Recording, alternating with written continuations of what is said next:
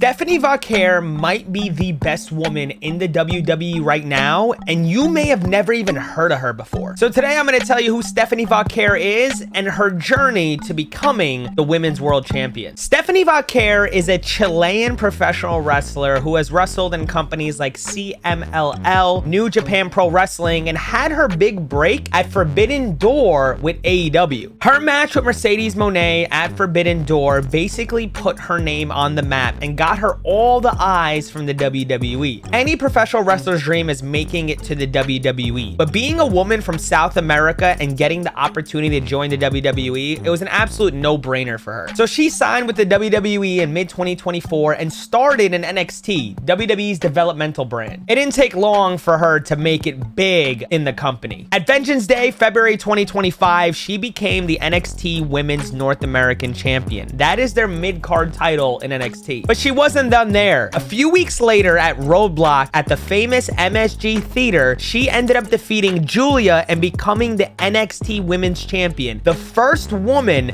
to hold both titles in NXT at the same time. At this point, the main roster was calling. You could not keep someone this good and talented and this over with the fans in the developmental brand for long. So she made her Raw debut right around mid-2025, right after WrestleMania. And in July at Evolution, the all-women's PLE, she got her chance to compete in the Women's Battle Royal, where the winner gets a shot at a world championship. And I'm sure you know where I'm going with this. She ends up winning the Battle Royal and would compete at Clash in Paris. Unfortunately, Naomi, who was the champion at the time, got pregnant and had to relinquish her title, and she did not have someone as a #1 contender against Stephanie Vaquer, so she had to wait till WrestlePalooza to get her opportunity. Now, things weren't gonna be easy. She was gonna face Io Sky, which many will argue is the best women's wrestler in the world right now, and a former world champion, was the only person standing in front of her and a world title at WrestlePalooza. But you knew she was not gonna let this moment go away, and at WrestlePalooza, she ended up beating Io Sky and becoming the first woman